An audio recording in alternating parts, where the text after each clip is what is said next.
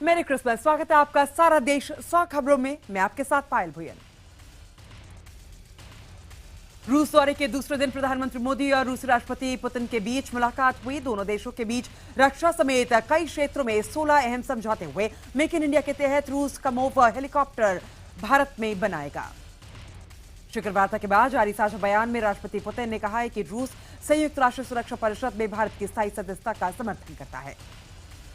साझा बयान में प्रधानमंत्री मोदी ने एक बार फिर आतंकवाद का मुद्दा उठाया और पूरी दुनिया को इसके खिलाफ एक होकर लड़ने की अपील की। उन्होंने कहा कि भारत और रूस इस दिशा में मिलकर काम कर रहे हैं। रूसी कंपनियों के टॉप सीईओ के साथ मुलाकात में पुतिन ने कहा कि भारत और रूस कंपनियों के बीच सहयोग के लिहाज से high tech innovation, energy, aircraft building, pharma और डायमंड सबसे अधिक संभावनाओं वाले क्षेत्र हैं। सीईओ के साथ मुलाकात के दौरान प्रधानमंत्री मोदी ने कहा कि हम चाहते हैं कि रूस के साथ भारत का संबंध सिर्फ हाइड्रोकार्बन तक सीमित न रहे, बल्कि रूस की भूमिका भारत के विकास में अहम बने। प्रधानमंत्री मोदी ने रूसी कंपनियों को भारत में निवेश का न्योता भी दिया। उन्होंने कहा कि उनकी सरकार ने भारत में आर्थिक विकास के लिए अनुकूल माहौल तैयार किया है। प्रधानमंत्री मोदी को रूसी राष्ट्रपति व्लादिमीर पुतिन ने महात्मा गांधी की फोटो भेंट की। साथ ही दोनों ने एक साथ खाना भी खाया। तस्वीरों में दोनों नेताओं की गर्मजोशी साफ नजर आई। मॉस्को के एक्सपो सेंटर में प्रधानमंत्री मोदी फ्रेंड्स ऑफ इंडिया नाम के कार्यक्रम में भी पहुंचे। इस कार्यक्रम में रूसी और भारतीय कलाकारों ने प्रस्तुति दी। रूसी पॉप सिंगर्स ने संस्कृत मंत्रों का उच्चारण किया। साथ ही अटल जी की एक कविता भी पेश की गई। प्रधानमंत्री मोदी ने कहा कि रूसी कलाकारों ने उनका मन मोह लिया। प्रधानमंत्री मोदी को लेकर जनता में भी खासा उत्साह नजर आया। प्रधानमंत्री मोदी ने यहां ईद मिलाद उल नबी के साथ साथ क्रिसमस की भी बधाइयां दी। इस अवसर पर मोदी ने कहा कि लोगों ने मॉस्को में हिंदू मंदिर की भी मांग की है। इस एक्सपो सेंटर में पहुंचकर करीब 3000 भारतीयों को संबोधित के दौरान प्रधानमंत्री मोदी ने कहा कि आज पूरे विश्व में भारत के आर्थिक विकास की चर्चा हो रही है। भारत सबसे मजबूत अर्थव्यवस्था के रूप में उभर रहा है। प्रधानमंत्री मोदी ने कहा कि रूसी भाषा में संस्कृति की झलक मिलती है। रूस में 150 से ज्यादा भारतीय संगीत और कला के स्कूल चलते हैं। भारत के छात्रों को रूस में अपनापन सा लगता है। बीजेपी से निलंबित किए गए सांसद कीर्ति आजाद आज प्रधानमंत्री मोदी से रूस से लौटने के बाद उनसे मुलाकात का वक्त मांगेंगे। आजाद ने ये बात अहमदाबाद से दिल्ली लौटने पर कही। कीर्ति आजाद ने यह भी कहा कि उन्हें नहीं पता कि पार्टी के वरिष्ठ नेताओं की बैठक में क्या हुआ। वहीं डीडीसीए कीर्ति आजाद की सदस्यता के मुद्दे पर 26 सितंबर को बैठक करेगा। कीर्ति आजाद के निलंबन पर बीजेपी के 4 वरिष्ठ नेताओं की दिल्ली में अहम बैठक हुई। मुरली मनोहर जोशी के घर पर हुई इस बैठक में लालकृष्ण आडवाणी, यशवंत सिन्हा और शांता कुमार शामिल हुए। सूत्रों के मुताबिक पार्टी के कुछ नेताओं का मानना है कि डीडीसीए के मामले पर एक जांच कमीशन बनाना चाहिए। अगर पहले जांच होती तो बाद में कार्रवाई तो बेहतर होता। कीर्ति आजाद के मामले पर राहुल गांधी ने भी बीजेपी पर हमला बोला। राहुल ने प्रधानमंत्री मोदी की चुप्पी पर सवाल उठाए और कहा कि भ्रष्टाचार उजागर करने वाले को पार्टी से बाहर कर दिया गया। वहीं बीजेपी ने राहुल गांधी पर पलटवार किया। बीजेपी नेता संबित पात्रा ने कहा है कि राहुल और सोनिया हेरल्ड केस में जमानत पर बाहर हैं और वो भी भ्रष्टाचार पर ऐसे बयान दे रहे हैं। आम आदमी पार्टी के नेता आशुतोष ने पलटवार किया और कहा कि कीर्ति आजाद ने घोटाले का खुलासा किया है, इसलिए उनको बीजेपी से सस्पेंड कर दिया गया। डीडीसीए मामले में घिरे अरुण जेटली ने दिल्ली के सीएम अरविंद केजरीवाल पर निशाना साधा है। जेटली ने अपने ब्लॉग में लिखा है कि केजरीवाल ने राजनीति का स्तर गिराया है और साथ ही कहा है कि उनकी भाषा स्तरहीन है। जेटली ने लिखा है कि केजरीवाल झूठ भी गंदी भाषा में बोलते हैं। जेटली के मुताबिक केजरीवाल ने प्रधानमंत्री पर आपत्तिजनक टिप्पणी की है। किसी सीएम को ऐसी भाषा शोभा नहीं देती। एनसीपी अध्यक्ष शरद पवार डीडीसीए मुद्दे पर घिरे वित्त मंत्री अरुण जेटली के बचाव में उतर आए हैं। पवार का कहना है कि अरुण जेटली कभी घोटाला नहीं कर सकते। पवार के मुताबिक कीर्ति आजाद लंबे समय से डीडीसीए में चल रही गड़बड़ी का मुद्दा उठा रहे हैं, तो इस घोटाले में डीडीसीए के कुछ अंदरूनी अधिकारी शामिल हो सकते हैं। इसके लिए अरुण जेटली को जिम्मेदार ठहराना गलत होगा। कीर्ति आजाद के संसदीय क्षेत्र दरभंगा में जुटे समर्थकों ने अरुण जेटली और सुशील मोदी के पुतलों के साथ प्रदर्शन किया और पुतलों को चप्पल से मारा। राजधानी दिल्ली में भी बीजेपी दफ्तर के बाहर कीर्ति आजाद के समर्थकों ने प्रदर्शन किया, जहां दिल्ली पुलिस ने प्रदर्शनकारियों को हिरासत में ले लिया। आज पूर्व प्रधानमंत्री अटल बिहारी वाजपेयी का जन्मदिन है और इस मौके को सरकार गुड गवर्नेंस डे के तौर पर मना रही है और पूरे देश में कार्यक्रम का आयोजन किया गया है। पूर्व प्रधानमंत्री अटल बिहारी वाजपेयी के जन्मदिन के मौके पर गुरुवार को उनके पैतृक गांव बटेश्वर में ट्रेन सेवा शुरू की गई। बटेश्वर में स्टेशन की जगह होटल हॉल्ट एक बनाया गया है। दिल्ली में सम विषम नंबर की योजना एनसीआर के शहरों की कारों पर भी लागू होगा, यानी दूसरे शहरों से आने वाली कारों पर भी ये योजना लागू होगी। ऑड इवन नंबर फॉर्मूले की ये नियम स्थायी नहीं है और इससे पहले 15 दिनों के लिए लागू किया जाएगा।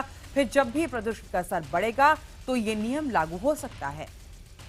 1 जनवरी से लागू हो रही ऑड इवन कार योजना में राष्ट्रपति, उपराष्ट्रपति, प्रधानमंत्री, जज समेत कई वीवीआईपीओ को छूट मिलेगी। सीएनजी गाड़ियां भी सड़कों पर दौड़ सकेंगी, साथ ही दोपहिया वाहनों को भी छूट मिलेगी। 12 साल के बच्चों के साथ महिला चालक को भी छूट मिलेगी। नियम का उल्लंघन करने पर 2000 रुपए का जुर्माना देना पड़ेगा। आज से रेलवे तत्काल टिकट की बुकिंग महंगी हो गई है। स्लीपर में 10 से 25 रुपए, एसी 3 के लिए 50 रुपए, जबकि एसी 2 के तत्काल किराए में 100 रुपए की बढ़ोतरी आज से लागू हो जाएगी। एटीएस की जांच में सामने आया है कि 30 अक्टूबर से लापता अजय सुल्तान को आखिरी बार अफगानिस्तान के काबुल में देखा गया है। पूछताछ के दौरान अन्य सभी युवकों के आईएसआईएस से काफी प्रभावित होने की बात भी मुखर हो गई है।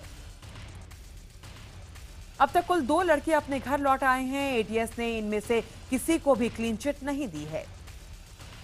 महाराष्ट्र के सतारा में कुछ महिलाओं के शनिदेव मंदिर में दर्शन के बाद मंदिर का शुद्धिकरण किया गया। घटना के बाद गांव में तनाव का माहौल है। दरअसल यहां भी शनि शिंगणापुर की तरह मंदिर में महिलाओं का प्रवेश वर्जित है। मंदिर प्रशासन ने इसे महिलाओं का स्टंट करार दिया है। ठाणे के कल्याण इलाके में नाइट्रोजन सिलेंडर में धमाका होने से अफरा तफरी मच गई। ये विस्फोट गुब्बारे से में हवा भरते वक्त हुआ। हादसे में गुब्बारे वाले की मौत हो गई और 12 छात्र गंभीर रूप से घायल हो गए। यहां एक समारोह में गुब्बारे वाले को बुलाया गया था। उत्तर भारत में जारी ठंड के कहर के बीच मुंबई के लोग भी सर्दी महसूस कर रहे हैं। हालात ये हैं कि सर्दी से बचने के लिए लोग अलाव जला रहे हैं।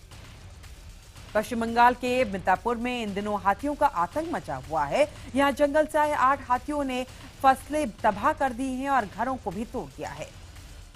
हाथियों के हमले में एक लड़की घायल भी हो गई है। वन विभाग की एक टीम ने गांव में पहुंचकर हाथियों को काबू करने की कार्रवाई शुरू की है।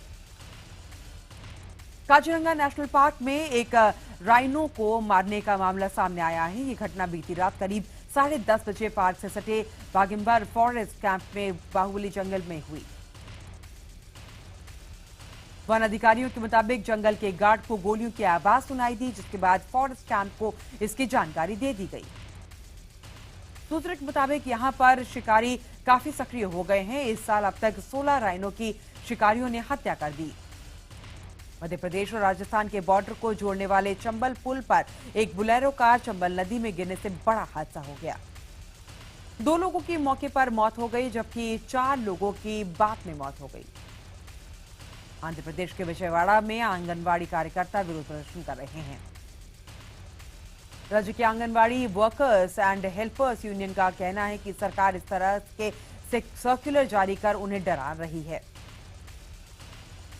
अलीगढ़ इलाके में एक आरोपी ने रेप के नाकाम होने पर लड़की पर 11 बार चाकुओं से हमला किया, लेकिन इसके बावजूद पीड़ित लड़की ने हिम्मत नहीं हारी और उसने हाथ पांव चलाकर आरोपी युवक को भागने पर मजबूर कर दिया। अलीगढ़ के हरदुआ अंजुम में छात्रों की गैंगरेप के बाद हत्या मामले में 24 घंटे बाद भी आरोपी गिरफ्तार नहीं हो पाया है। बीजेपी सांसद ने मांग की है कि आरोपियों को जल्द से जल्द पकड़ा जाए। पुलिस ने इसके लिए 3 दिन का समय मांगा है। वाराणसी में एक दवा व्यापारी के घर आग लगने से लाखों का सामान जलकर खाक हो गया। एक घटना सिगरा थाना क्षेत्र की है। मेरठ में एक नाबालिग लड़की ने महिला थाने में जाकर मदद की गुहार लगाई। लड़की का आरोप है कि उसका मामा उसके साथ जबरदस्ती करता है। मूल रूप से पटना की रहने वाली इस लड़की के माता पिता की 8 साल पहले ही एक हादसे में मौत हो गई। बाराबंकी में सरकारी कताई मिल के मजदूर ने पानी की टंकी से जान देने की कोशिश की। दरअसल बाराबंकी के कताई मिल पिछले 6 महीने से बंद पड़े हैं। मिल बंद होने की वजह से 1000 से भी ज्यादा मजदूर परिवार के लिए 2 जून की रोटी के लिए तरस रहे हैं। पूर्व प्रधानमंत्री अटल बिहारी वाजपेयी के जन्मदिन के पूर्व संध्या पर लखनऊ में 101 किलो के लड्डू का भोग लगाया गया। बाद में कार्यकर्ताओं के बीच लड्डू बांटे गए। इस मौके पर बीजेपी नेता लालजी टंडन, राजनाथ सिंह और पंकज सिंह ने पूर्व प्रधानमंत्री अटल बिहारी वाजपेयी को याद किया। उत्तर प्रदेश के राज्यपाल राम नाईक ने सूर्य नमस्कार की वकालत की है। राम नाईक ने कहा है कि देश में सभी धर्मों का सम्मान होना चाहिए। श्रीराम सेना के मुखिया प्रमोद मुतालिक ने कहा है कि अयोध्या में शीला पूजन का कदम स्वागत योग्य है। इंदौर में योग गुरु बाबा रामदेव सुरीले भजन गाते हुए नजर आए। रामदेव बीजेपी महासचिव कैलाश विजयवर्गीय के बेटे के पुस्तक विमोचन कार्यक्रम में पहुंचे थे। योग गुरु बाबा रामदेव के साथ कैलाश विजयवर्गीय ने भी सुर मिलाए। दोनों की जुगलबंदी से कार्यक्रम में मौजूद दर्शक झूम उठे।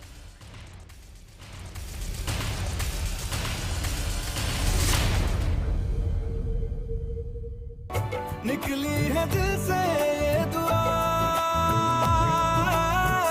रंग दे तुम गेरुआ। अब तो एक फिल्म 3 साल, कभी सोचा था IBN 7 पर आएंगे? नहीं, मैंने नहीं सोचा था। आप आए सुनी थी इस बगिया में, फूल खिले हैं गुलशन गुलशन। अवस्थी, कब बुला रहा है मुझे तू अपने बस्ती में? तुम भी नया साल मना लो कि कैमरा लेके ऐसे ऐसे करते रहोगे। Happy new year to you. हो हो।